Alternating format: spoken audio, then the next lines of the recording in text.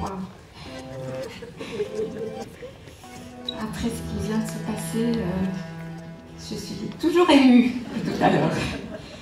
Alors, je suis tunisienne et je vis en Suisse depuis que je suis venue y faire mes études.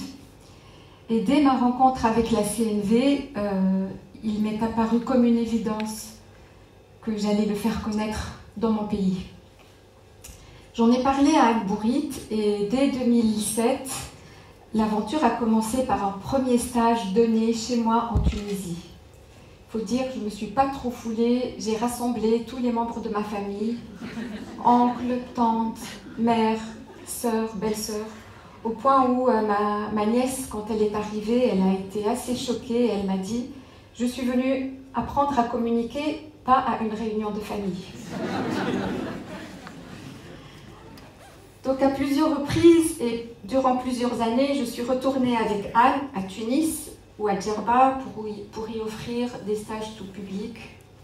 Et durant ces voyages, toute la famille mettait la main à la pâte, jusqu'aux voisins qui nous ont offert à plusieurs reprises leur maison pour y donner nos stages. Au point que ma sœur, un tout petit peu sceptique, nous a fait la remarque en nous disant que cette formation elle ressemble beaucoup plus à du bricolage qu'à une formation de communication. Après quelques années de stage et de proposer au grand public, et parce que des amis d'ici voulaient venir avec nous, on a commencé à proposer des stages qu'on a appelés des stages interculturels. C'était des stages qui avaient deux objectifs. Un objectif, c'était de transmettre la CNV, et l'autre objectif était de vivre la CNV avec nos différences culturelles. Et puis ces stages ont eu lieu d'abord en Tunisie, ensuite au Maroc et au Sénégal. Donc au tout départ, pour moi, l'aventure était un rêve personnel. Je cherchais une manière de nourrir mes liens avec mes racines. Et j'ai pressenti que la CNV était un super moyen. Et j'ai eu la réflexion que ça pourrait être une alternative à la psychothérapie qui n'existait pas en Tunisie, ou plutôt une alternative aux antidépresseurs que certains, ou beaucoup de mes proches utilisaient.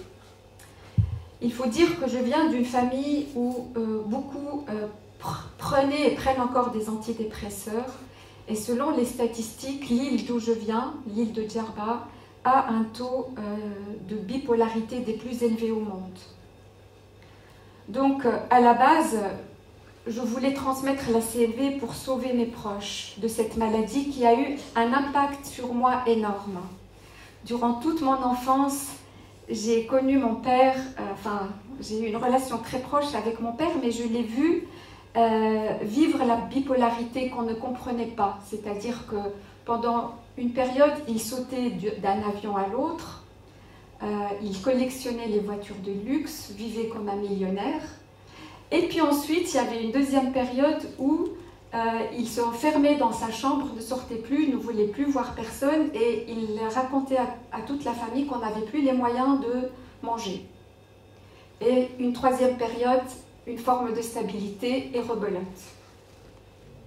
Donc la CNV, je voyais que la CNV pouvait être un outil qui pouvait m'aider, en tout cas, et finalement, j'ai un tout petit peu changé depuis.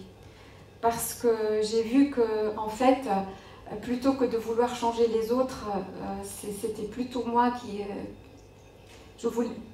voilà, la personne à sauver, c'était plutôt moi que mes proches. Voilà. Par la suite, l'équipe suisse a soutenu quelques personnes venues d'Afrique qui souhaitaient devenir formateurs ou formatrices.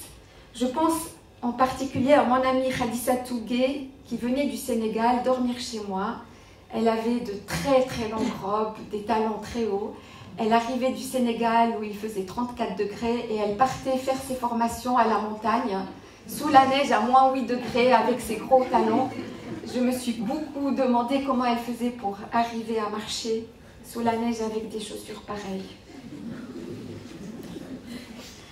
Donc elle et quelques candidats venus d'Afrique nous ont fait savoir la difficulté énorme qu'ils avaient à venir se former en Europe. tout ce que cela représente pour eux en termes d'énergie, d'argent, de visa. Et donc, c'est à la fois pour répondre à leurs demandes, pour honorer la puissance de leur motivation à devenir des formateurs ou des acteurs de paix, que depuis 2019, un parcours a commencé à avoir le jour, avec Pierre et quelques autres collègues. Nous avons appelé ce parcours Girafrica. C'est un parcours très ambitieux et il y a beaucoup d'embûches, mais nous espérons vraiment le voir un jour porté en Afrique par des Africains. Et je voudrais, plutôt que de vous en parler, vous montrer un petit film de 3 minutes qui parle de ce projet de Girafrica. C'est beau ?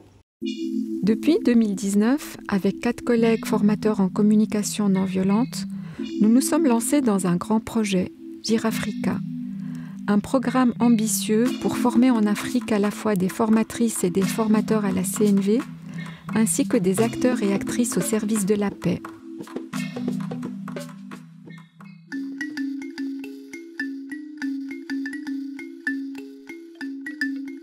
Nous sommes en février 2023 et rentrons de Saly, au Sénégal, où pendant 8 jours, nous avons donné un premier stage à des participants venus du Bénin, du Burkina Faso, du Burundi, du Cameroun, de la Côte d'Ivoire, du Liban, du Maroc, de Tunisie et bien sûr du Sénégal.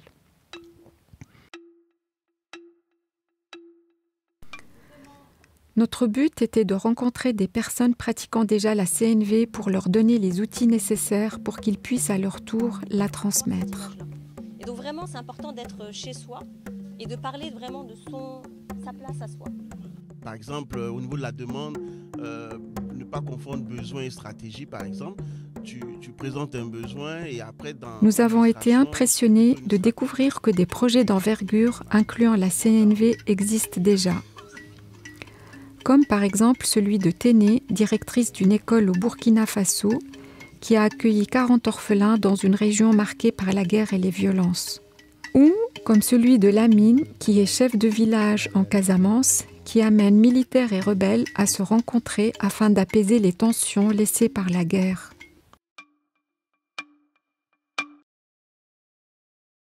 À la fin du stage, chacun est parti avec une direction claire pour mieux définir ou développer son propre projet. Quant à nous, formateurs de Girafrica, nous allons poursuivre notre travail avec l'intention d'enrichir le réseau international de la CNV avec plus de personnes venant d'Afrique et du Moyen-Orient. Notre but final est que Girafrica soit une entité autonome basée en Afrique sous la responsabilité de personnes vivant sur ce continent.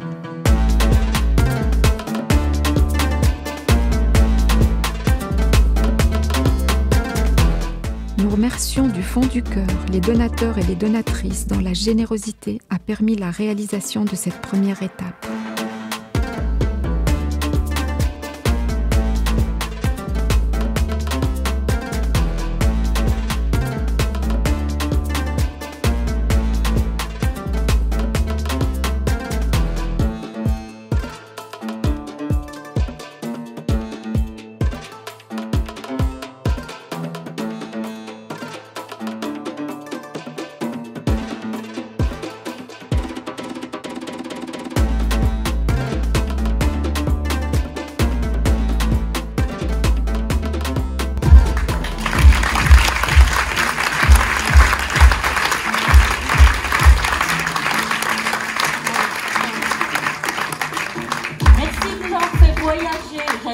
Merci beaucoup.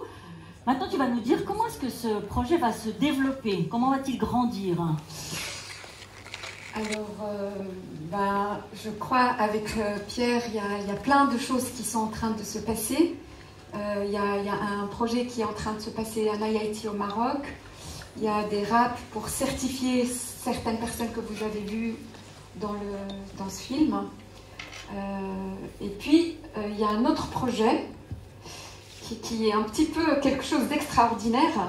Devinez. Je vous donne un petit... Voilà, une réalisation du réseau. Voilà, à midi, on a eu un plat du Liban. Ça, c'est l'indice. Vous savez ce que c'est? Voilà. Alors, le livre de Marshall vient d'être traduit en arabe.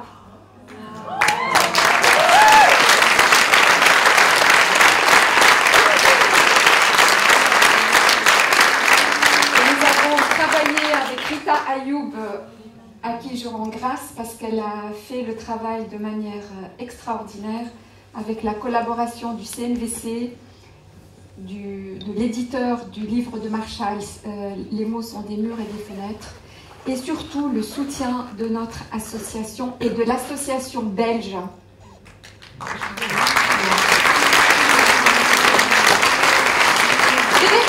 Donc, vous savez, le monde arabe, c'est du Maghreb au Mashrek, donc du Maroc jusqu'à l'Arabie Saoudite. La première édition est déjà épuisée. Magnifique.